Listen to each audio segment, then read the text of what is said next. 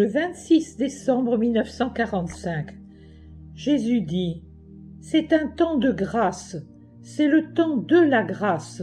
Je suis venu apporter la paix aux hommes de bonne volonté.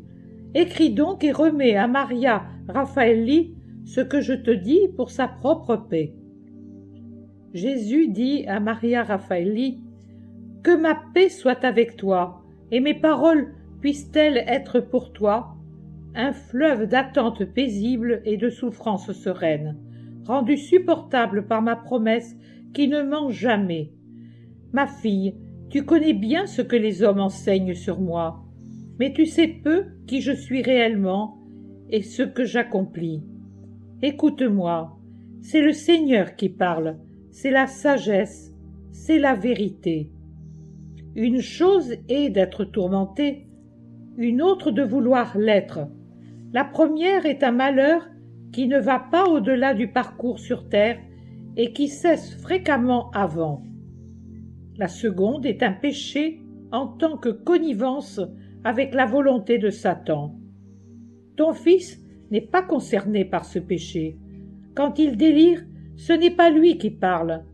Un phonographe est-il responsable du son qui sort du haut-parleur?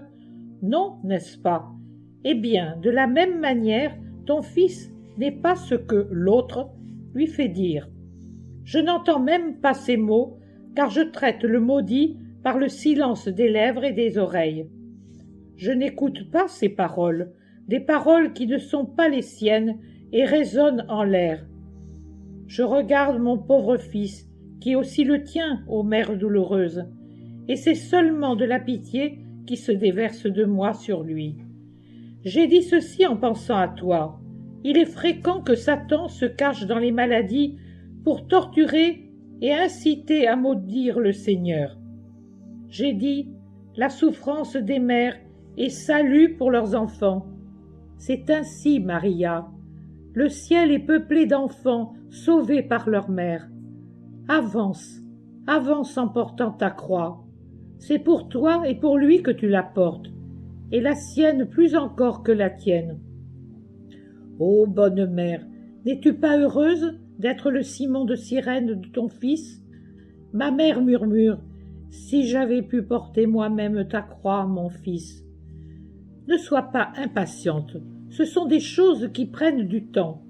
Tu pourrais même bien ne pas les voir réalisées de ton vivant. Tu pourrais monter au ciel avec cette foi en ce que je te dis. Cette foi, tu comprends, pas cette espérance. Et là, aider ton fils avec plus de puissance. Oh, ne soupire pas. En haut, l'attente devient un instant. Puis vient la joie de le voir beau, en bonne santé, heureux pour toujours, pour toujours, pour toujours. Ce qui semble être un châtiment n'est qu'un moyen. Ce qui peut paraître une damnation est au contraire salut. Sa croix est son expiation sur terre de ses fautes d'homme. Je ne fais pas payer de foi. Je suis juste. Aie foi, soutiens-le par tes prières. Donne-le-moi, offre-le-moi. Dis, j'ai confiance en toi. Le baume qui descend de mes blessures ne reste jamais sans action. Ma fille, que la paix soit en toi et sur ceux qui te ressemblent, et ma miséricorde sur ton fils. Et maintenant, continue Jésus en s'adressant à moi, dis ceci au Père Romualdo. Jésus dit, vas-y donc, agis, essaie, mais ce qu'on objecte au cas d'aura, si agité où lumière et ténèbres alternent, comme au cas Maria, si calme, ordonné, paisible comme tout ce qui vient directement de moi, puisque le démon ne peut s'en prendre à moi et doit agir par guet-apens et difficilement. Tout cela vérifie un point de l'Évangile qui ne vaut pas pour moi seulement, mais pour tous les cas où je me trouve, même si c'est caché dans une créature qui est mon instrument. Nous avons joué de la flûte et vous n'avez pas dansé.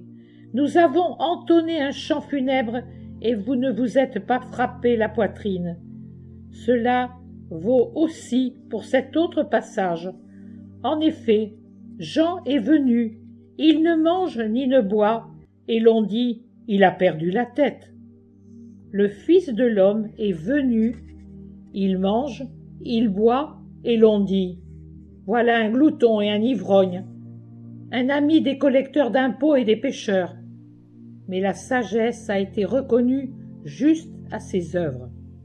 Oui, la sagesse humaine, orgueilleuse et incrédule, veut donner son avis sur tout, mais a perdu l'esprit des faits et s'en tient aux apparences, qu'elle tente de justifier envers et contre tout, car le surnaturel échappe aux méthodes de recherche et de jugement naturel, sans s'apercevoir qu'elle se contredit. Cette sagesse humaine veut justifier ces deux cas différents avec les mêmes fausses raisons, et ce, pour s'absoudre de son incrédulité, de son incapacité à sentir et à reconnaître le surnaturel, autrement dit le divin, là où il est.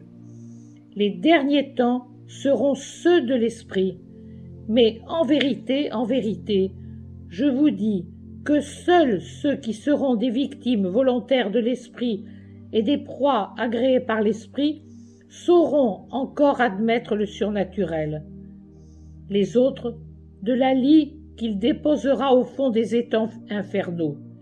Ils n'auront plus la parole qu'on ne jette pas au port par respect pour elle et parce qu'elle se protège elle-même. Que cela te serve de lumière, Romualdo, Maria. Que ma paix soit en toi.